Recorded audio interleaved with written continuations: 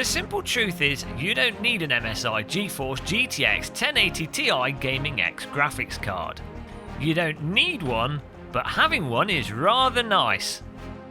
Now, there's many reviews of this graphics card when it comes to 2D gaming and 2D performance. However, that's not what we're about on the Gamer Muscle channel. No, we're about virtual reality simulators, virtual reality games, and very important virtual reality applications. So this review is focused on how well this card does, specifically when it comes to virtual reality.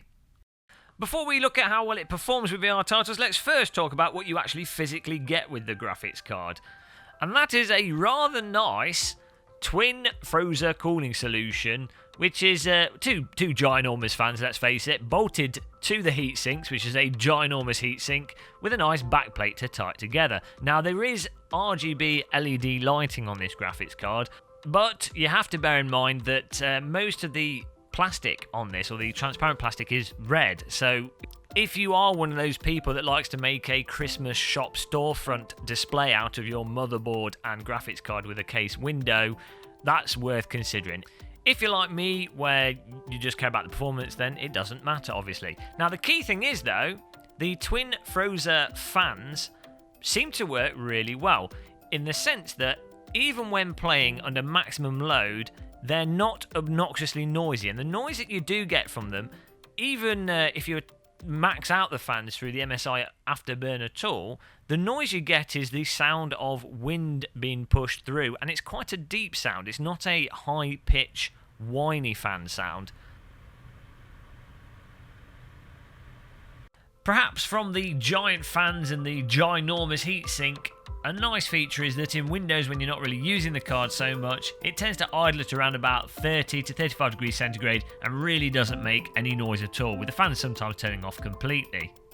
The biggest bonus of this design that MSI have gone for is the fact that you get a DVI D port on the back of the graphics card, which isn't on the 1080 Ti reference design. That frees up a port that you can use for your monitor and makes the back of your computer look a tiny bit less messy, though there's no saving us.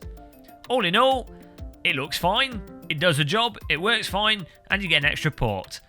What more could you want?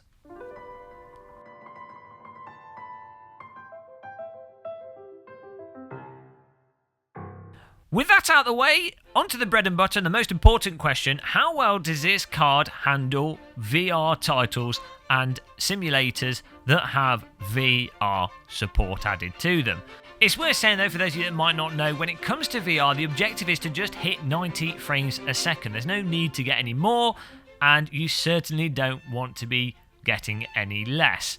Now, the nice thing is with modern VR headsets and the drivers for modern VR headsets is that you can drop below 90 FPS and use things like asynchronous reprojection and asynchronous space warp to make the image appear smooth, but really the golden holy grail of VR is to always hit 90 FPS and no more, no less, just 90 FPS. What the end result of this means is that you turn the graphics up in the VR title that you're playing until you see it drop below 90 FPS, and that's where you call it a day. So it's not really a case of what's the maximum frame rate we can get, but more what's the maximum quality we can get before dropping below 90. And well, when it comes to core designed for VR titles, the Gaming X GeForce GTX 1080 Ti by MSI graphics card lets you play them on maximum settings with super sampling, normally 1.5 super sampling, with no issues at all. Onward, Pavlov, Space Pirate Trainer, Job Simulator, Echo Arena, Google Earth VR, Racket Fury, Robo Recall, to name a few of the games that we've tested, all were a breeze for this graphics card. Which, in all honesty, is perhaps not that much of a surprise, given that many of these games are designed at minimum to run on a 970, and most VR titles don't offer that many options to expand the graphics settings for people with faster systems. Where things get more interesting, though, is with titles that weren't originally designed for VR, such as the driving and flight simulators that we play. And sadly, it's not the case that you can throw this MSI graphics card into your computer and suddenly play Project Cars 2 on maximum settings in VR, or even Assetto Corsa on maximum settings in VR. We are at a point where those games simply require too much power than can be delivered by a 1080 Ti to run them on full settings and hit that 90 FPS. That said though, with our i7-6700K at stock 4GHz speed, we were able to run Assetto Corsa without post-processing effects, but with AA and graphics on medium to high, and for the most part hit 90 FPS bar the very start of a race, and just have an image that I have to say just looked absolutely superb in VR and really gets as much crispness and fidelity in a functional sense from the VR headset that you could really want.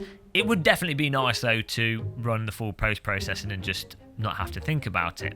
Now when it comes to Project Cars 2, it's an even heavier game than Assetto Corsa, so with this, if you want to be hitting 90 FPS all the time, even in rainy weather, sunrise, sunset, and on some of the more complicated tracks, then you are basically just going to have to set the in-game graphics to low. But if you're prepared to put up with occasional asynchronous space warp or asynchronous reprojection, and you're not driving in the severe weather conditions that just seem to slow down your computer whatever you do, then you can get away with running some things on medium, track details on high, shadows on low, and MSAA on medium, and the end result is you can get 90 FPS most of the time and just have something that looks really stunning and is really comfortable to play with.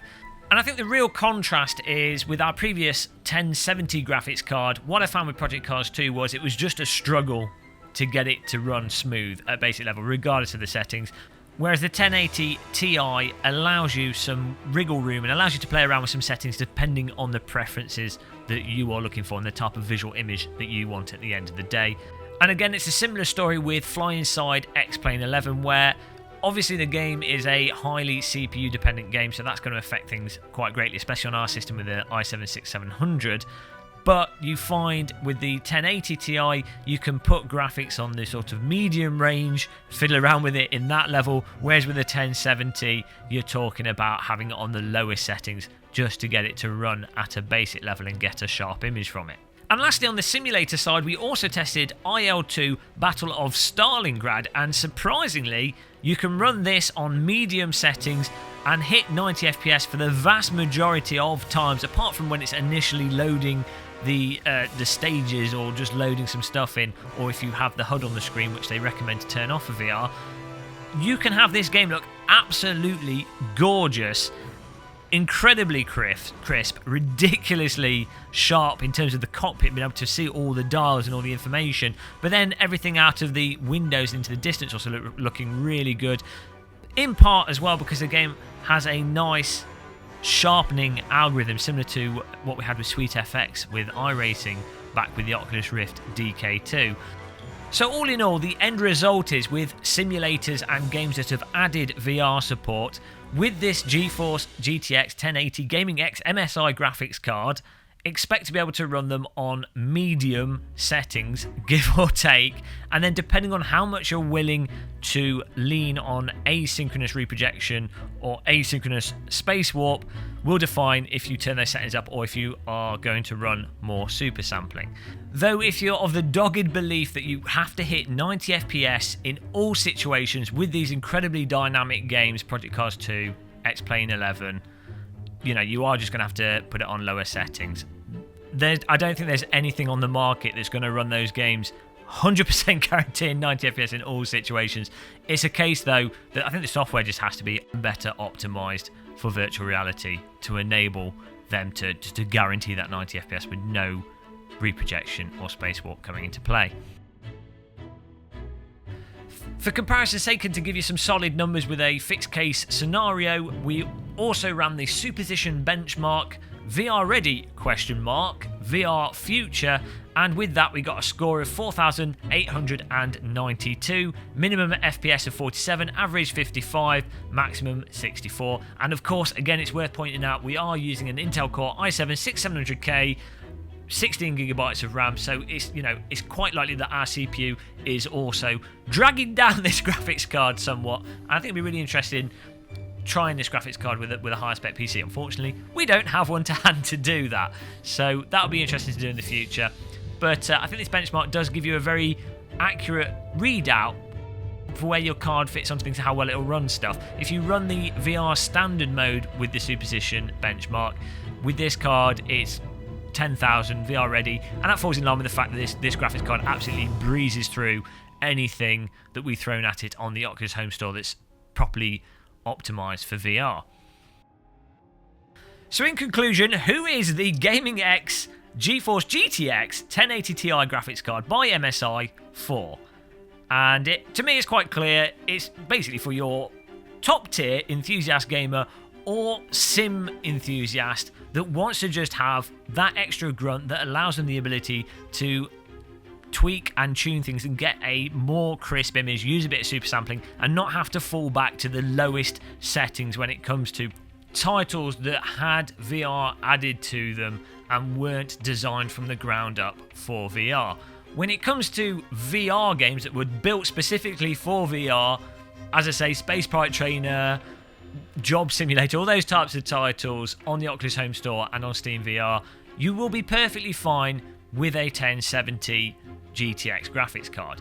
Though, you know, it is certainly nice with the 1080 Ti to run those games and just put it on 1.5 super sampling maximum settings and forget about it. So again, that's the difference between an enthusiast graphics card and the 1070, which I still think is the best bang for buck graphics card that you can get at this point in time for virtual reality. So I hope that gives you a really good idea of the GeForce GTX 1080 Ti Gaming X graphics card by MSI as it pertains to virtual reality. I would certainly recommend that you watch the review of this graphics card by JZ2Cents. Not only is the guy a handsome fellow, but his review is really nice. He's obviously reviewed it with a decent top spec system, so it's worth looking at that. And Tom's Hardware also have a nice review where they've got some really good thermal imagery of the heatsink fans and some in-depth performance analysis, as well as all those little chipty-bipty gubbins details that I just haven't gone over in this video. Links to that are both in the video description, so check on them, give them some love. And then, of course, in true Gamer Muscle fashion, we're obviously going to be going through our settings with the various titles that we tend to play on this channel, the driving simulators, flight simulators, and showing you what settings we've got and the performance we got on them in more detail. So subscribe if you want to see those videos, be notified of those videos that come out. And we are live streaming as well with our new stream build, so you can see how it performs in real time, which will be really exciting, and that's the kind of thing that really gets you guys going. And lastly, thank you to MSI for sending us this graphics card to review. It's most appreciated. Don't forget to tickle that subscribe button like a Vellalunga sausage. As I say, like as well. Drop us a comment with any questions and we'll endeavour to answer them. Until the next video, thanks for watching and goodbye everybody.